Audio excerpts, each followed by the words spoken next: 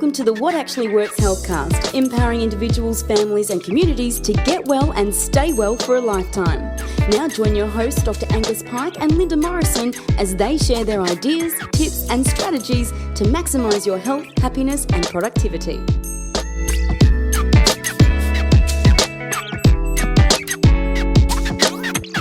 A little while ago, I was at a seminar listening to a leader and a maverick in the healthcare arena, Dr. James Chestnut.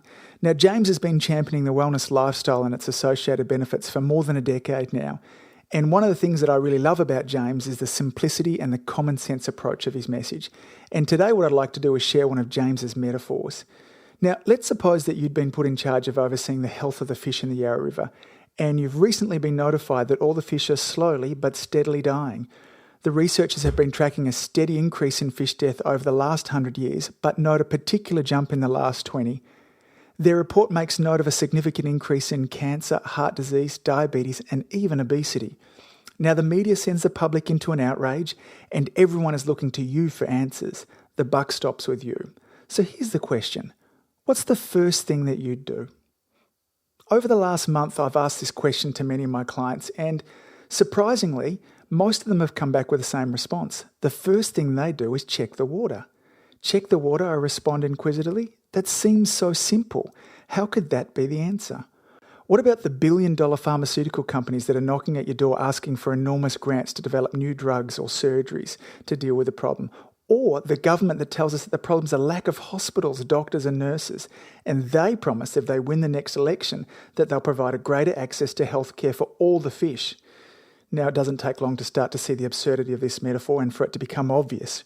You see, for us human beings over the last 100 years, there's been a steady increase in heart disease, cancer and diabetes, and we all know about the obesity epidemic. Yet for some reason, as human beings, we look at ourselves differently than we do the fish. Why is it so obvious for us to look at the fish's environment, yet totally ignore ours?